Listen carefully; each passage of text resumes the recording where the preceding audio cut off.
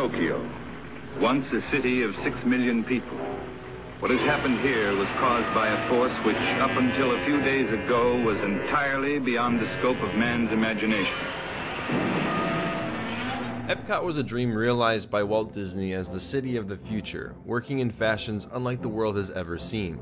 After his passing in the late 60s, the idea to build Epcot was still on the drawing board, but the concept drastically changed. With the opening of Walt Disney World in 1971, plans to build a second theme park on the property began. Epcot, which was once a revolutionized city for the world to marvel, became a theme park honoring world's many cultures and a vision for tomorrow. In fact, the heart of everything we'll be doing in Disney World will be our experimental prototype city of tomorrow. And trust me, there will be an episode about Walt Disney's Epcot and all the surrounding details for it, but today I wanted to focus on one attraction that caught my eye.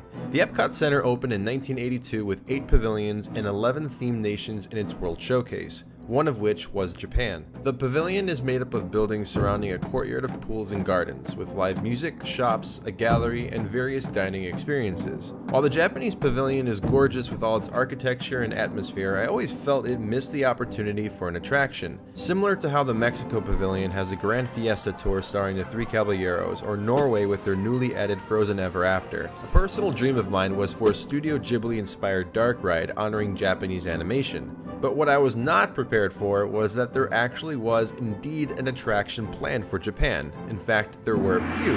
A Mount Fuji roller coaster, an animatronic show from Tokyo Disneyland called Meet the World, and a bullet train ride featuring Godzilla. Now, everything sounds incredibly exciting, and I wish all of these ideas were realized, but how amazing would a Godzilla ride be? This bullet train idea was to take guests aboard as they look through the windows that showcase Japan's changing landscapes and countrysides, all to be interrupted by none other than Godzilla himself. The ride utilized Disney's Circle Vision technology, which was essentially the first 360 VR camera. Screens would line the windows to give the shaking vehicle the appearance it was moving through the Japanese cities, a concept that was later ironically used at Universal Studios' Hogwarts Express. Fujifilm wanted to sponsor this attraction as well as the Mount Fuji roller coaster, but Kodak Film, a major Epcot sponsor, persuaded Disney not to go through with the deal. This, along with Toho being very strict about the use of Godzilla outside of their own studio, pretty much halted this concept. Interestingly enough, over 30 years later, a 4D Godzilla experience was recently announced to open at Universal Studios Japan.